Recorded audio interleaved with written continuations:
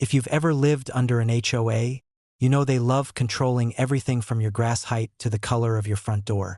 But mine took things to a whole new level when they decided my driveway had too many cars. Here's the thing. I'm a car collector. Not flashy exotics, but restored classics. A '69 Mustang, a cherry red Chevy Bel Air, even an old Ford truck my grandfather gave me. They weren't junkers, they were my pride and joy. I kept them spotless, parked neatly in my driveway. But the HOA? Oh no. They claimed I was violating community aesthetics. One Monday morning, I woke up to find my driveway empty, every single car gone. Panic hit me until I saw the smug HOA president, Karen, standing with her clipboard at the end of the street. She sneered. The board voted. Your cars were unsightly. We had them towed. Maybe next time you'll follow the rules. I could have blown up right then, but instead, I smiled. Because what Karen didn't know is that I own the exact towing company the HOA contracts with. My father started it 40 years ago, and I took it over when he retired. That means every single tow truck, driver, and lot is mine. So I played dumb. All right, Karen. I'll just call the company and see what can be done.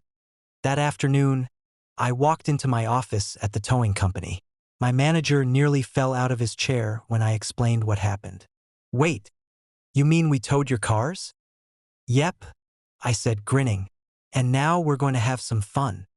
First, I had the cars returned, professionally detailed, polished, and parked right back in my driveway like nothing had happened. Then I pulled up the HOA's account. Turns out they were already behind on payments, thousands in unpaid towing fees.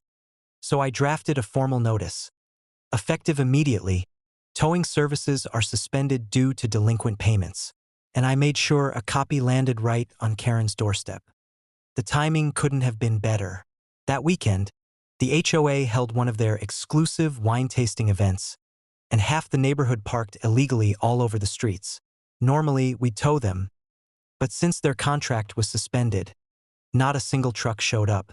Neighbors were furious when tickets rolled in from the actual police for blocking hydrants and intersections. And the cherry on top, I invoiced the HOA for storage fees for my own cars. Since, on paper, they had ordered them impounded, the board was technically responsible for the bill. The total came to over $12,000. Karen stormed up to my door, red in the face. You can't do this. You're sabotaging the HOA. I leaned on the hood of my Mustang and said, Karen, you stole my cars. I just followed procedure. Pay the invoice, or I'll see you in court. Word spread fast. At the next HOA meeting, the members voted to remove Karen as president, citing gross misuse of funds. And just like that, the woman who tried to erase my collection was erased from power. As for me, my driveway still has my cars lined up, shining in the sun. And every time I fire up the Mustang, I smile knowing the HOA learned a very expensive lesson. Don't mess with the guy who owns the tow trucks.